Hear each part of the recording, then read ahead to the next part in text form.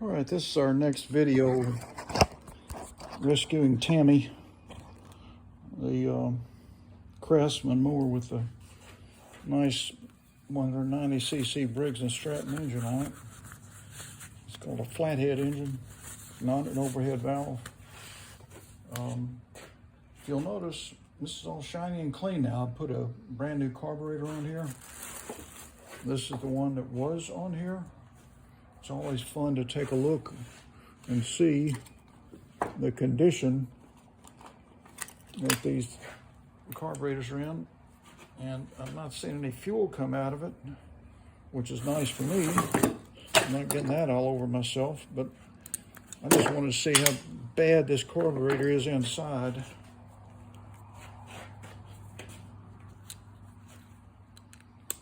So let's get this, a 1/2-inch nut. I think I got it going, yep. Sometimes this dry powder will come out of here.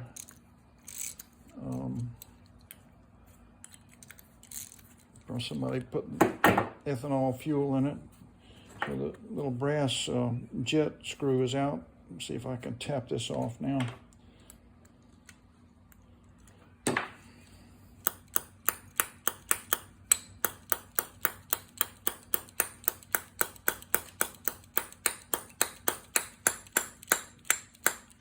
Wow, this is a tough one. Tough one. Oops. Are we still on target? Yep, there we go. Okay, so this is what's in this one. That's pretty nasty.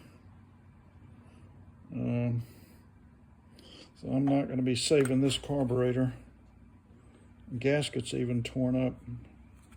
And this is what's underneath the float bowl. It's the green goo. See that? So, no, I'm not going to get a sonic cleaner. I'm just going to replace it. You can get these carburetors pretty inexpensively. So let's look at the operation of this real quick. See this, that's your choke plate right there. And this little arm that I took out over here, see, fits right in that little screw hole there on the left. And then this pin right there, hanging down by my thumb, fits in that groove on this carburetor, and that swings the choke plate. So I'm going to put this in here and then drop this pin in there, and see, that's where it belongs, because that's where that belongs. So I can start slipping this, threading this screw in a little bit. I've got the screws that hold the carb in nice and snug, so that's all good. And we're going to look and see if this arm moves now, where it didn't before because of all the gunk inside that carburetor. All right, so now watch this. That's pretty good. Let's see. Looks like it might be. I'm getting a little bit of drag. It's probably in the carburetor. That's not too bad.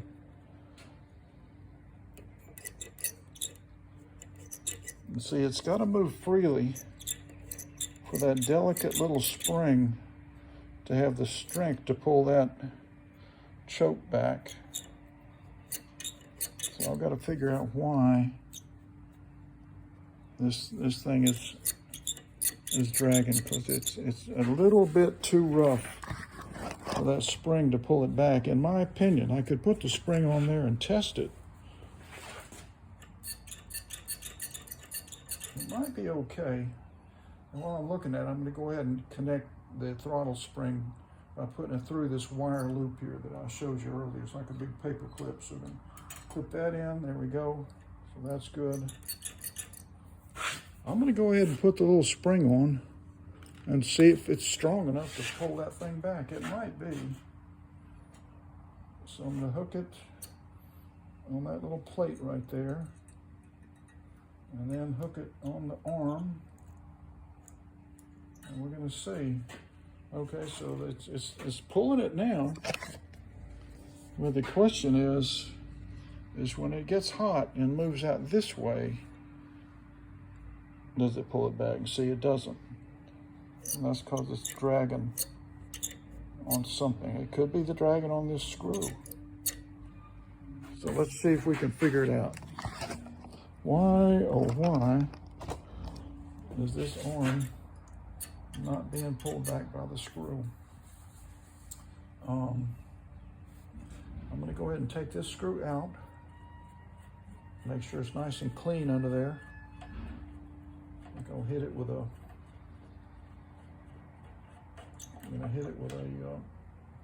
Oh, that looks good. I don't think that's the problem. Let me just put a little oil on there, see if that might help some. Okay, just a little bit. I don't want to soak it or anything. Okay, so now I'll drop this down in there. Reattach the screw.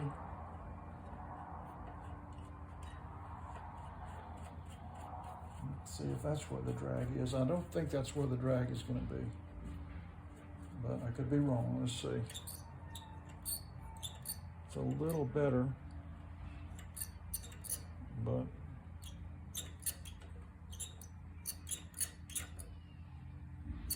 that spring's not pulling it back.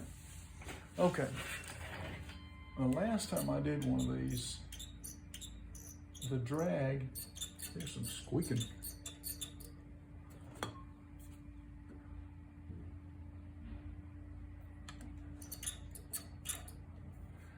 The drag was on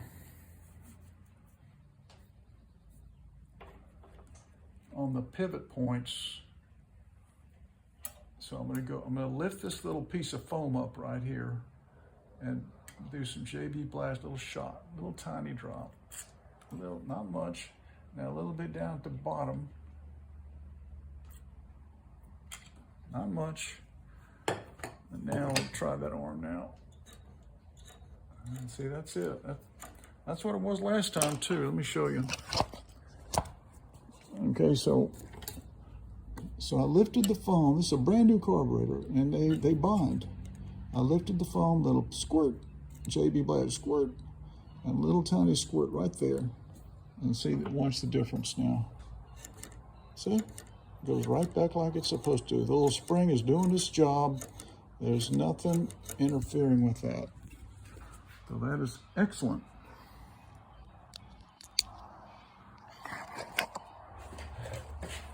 All right, hang on. Let me make sure what I got going here. That's pretty good. I got everything lined up. All right, so this is fabulous. I'm also looking over here to make sure that this arm is where it's supposed to be, and it's in a perfect position, and it does spring back. Hear that? It springs back like it's supposed to. And so before I reassemble everything, I'm going to take a quick look at that flywheel key, make sure it's not sheared. So let me get my ear protection for that. Got to get an impact wrench out.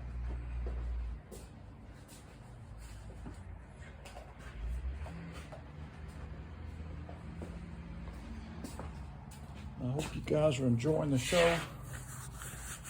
Find it relaxing and informative. I'm the guy that's dealing with all the stress, worried about spider bites. Here we go. Oh, not working. Try again. Here we go. Here we go.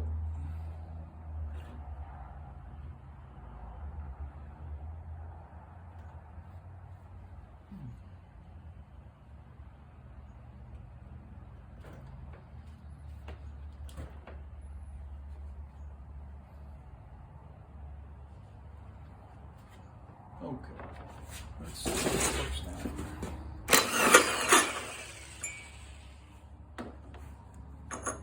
I'm not expecting this to be sheared, and it's not. Looks real good. No problem there. But it doesn't hurt to check.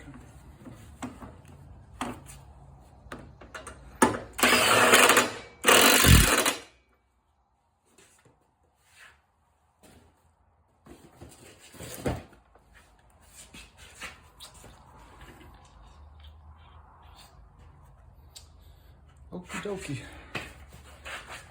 You guys have probably seen me do this before, so I'm not gonna do a video on this, but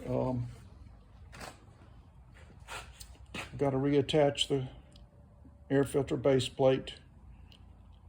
I go in with the screws first, clean them and oil them, go in here and make sure they're seating before I ever try to install it. So I want it to go in easily without cross threading. And then I put the plate on. So when you come back, I'm gonna have all this reassembled and we're gonna pull the cord on this guy. So thanks for watching, stay tuned.